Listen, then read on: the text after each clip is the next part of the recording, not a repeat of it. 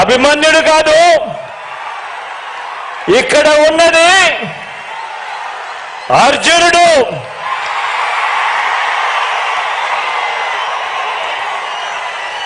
ఆ అర్జునుడికి తోడు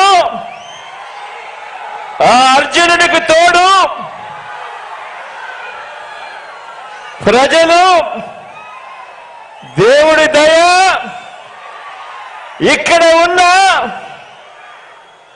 నా అన్నదమ్ములు, నా అక్క చెల్లెమ్మలందరూ,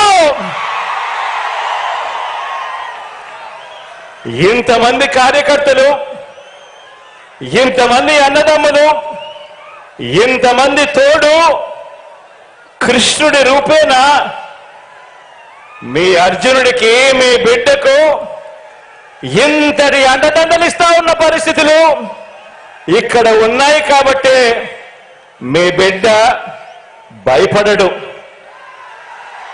మీ బిడ్డ తునకడు. మీ బిడ్డకు మీ అందరి అండదండలు ఉన్నంత కాలం, ఈ 56 నెలల్లో మనము పేద ప్రజల మీద ప్రేమతో, బాధ్యతతో అమలు చేస్తా ఉన్న ఆ పథకాలు, ఆ స్కీములే మనకు బాణాలు, మనకు వస్త్రాలు. ఈ యుద్ధంలో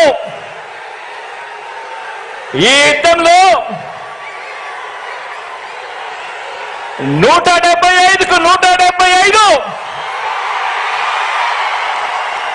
టార్గెట్, 175కు 175 వైఎస్ఆర్ కాంగ్రెస్ పార్టీ టార్గెట్.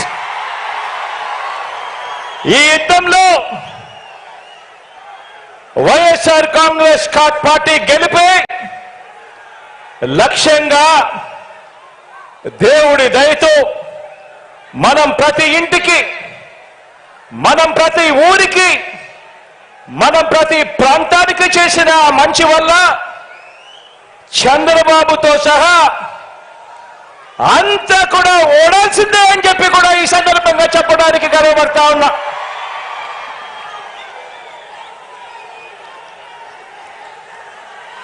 మనకు అంతటి గొప్ప విజయాన్ని అందించే అంశాలేమిటో మీ అందరితో కూడా పంచుకునేందుకు ఇక్కడ ఈ భీముని పట్నంలో ఈరోజు సమావేశమయ్యాం. ఇక్కడ అందరం కూడా ఈ సమావేశం 2024 ఎన్నికల్లో మన పార్టీ జైత్ర యాత్రకు మరో 25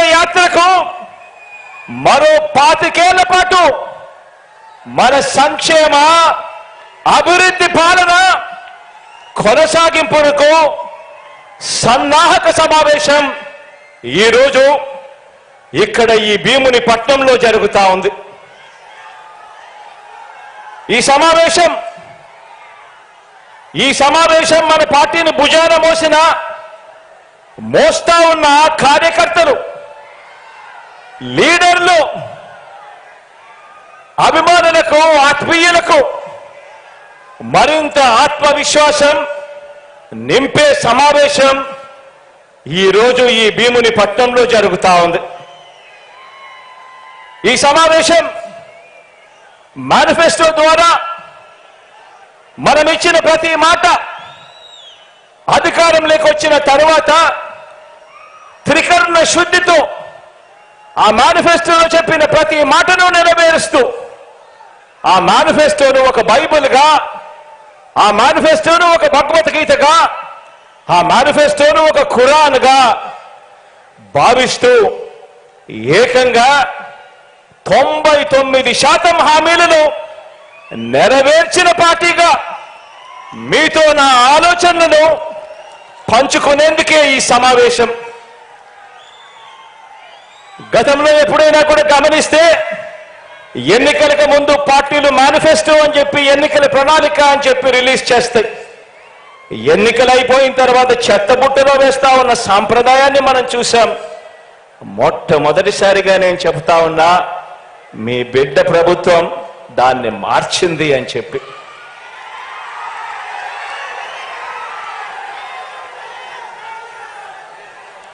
మనం మార్చాము కాబట్టే, ప్రజలకు మనం దగ్గరయ్యాము కాబట్టే ప్రతి ఇంట్లోనూ మీ బిడ్డను మీ బిడ్డను మన వైఎస్ఆర్ కాంగ్రెస్ పార్టీని తమ పార్టీగా ప్రజలు భావిస్తా ఉన్నారు కాబట్టి చంద్రబాబు లాంటి 75 ఏళ్ల వయసు మళ్ళిన నాయకుడు